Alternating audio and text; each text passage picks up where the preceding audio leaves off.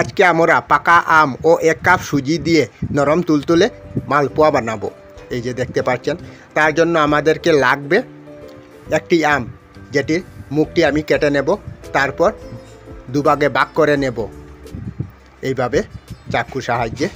আপনারা কুসা ফেলিয়ে টুকরো টুকরো করতে পারেন, আমি এইভাবে করছি। এখন এইভাবে একটি গ্রাইন্ডার জারের মধ্যে ভিতরের অংশটি নিয়ে নেব, আমটি নিয়ে নেব, তার সাথে দেব 1 কাপ সুজি দিয়ে সেই সুজির কাপ দিয়ে 1 কাপ জল দেব, দিয়ে এটিকে গ্রাইন্ডিং করতে হবে। এখন ঢাকনটি বন্ধ করে দেব, তার সাথে দিলাম অল্প লবণ। আমাদের গ্রাইন্ডিং করা হয়ে গেছে। এখন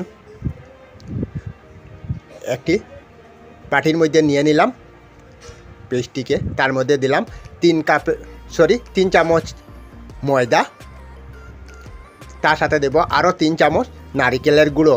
আপনারা ফ্রেশ নারিকেল কুড়িয়ে দিতে পারবেন। আপনারা বেশি মিষ্টি পছন্দ করলে এখানে চিনিও দিতে পারেন স্বাদ অনুসারে। নারিকেলের গুঁড়ো দেওয়া হয়ে গেছে। এখন দেব অল্প বেকিং পাউডার দিয়ে ভালোভাবে মিশিয়ে নেব ব্যাটারটি। আপনারা যদি ব্যাটারটি বেশি ঘন মনে হয় অল্প জল দিতে পারেন। প্রথম থেকে আমি তেল বসিয়ে দিলাম, রিফাইন তেল। এখন একটি একটি করে এভাবে সন্দেশটি বানিয়ে নেব। মালপোয়াটি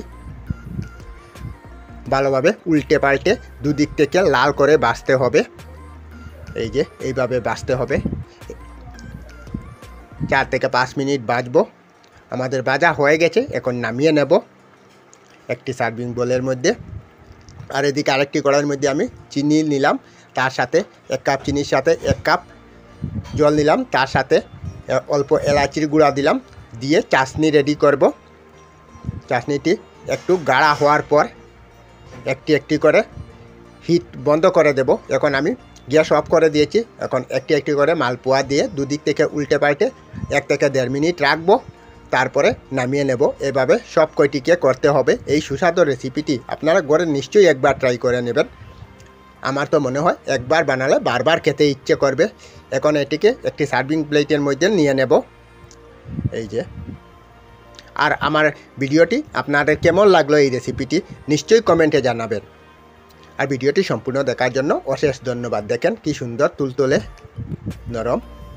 আমরা আমাদের চ্যানেলে সব ধরনের ভিডিও আপলোড করি, যেমন ব্লগ, নিউজ, কুকিং ভিডিও, ধার্মিক আলোচনা ইত্যাদি।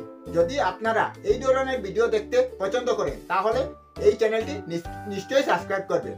আমি আপনাদের সাথে বিদায়ক না, আজকের মতো বিদায় নিলাম। আর ভিডিওটি ভালো লাগে লাইক, শেয়ার ও কমেন্ট করবেন। ভিডিওটি সম্পূর্ণ দেখার জন্য অশেষ ধন্যবাদ।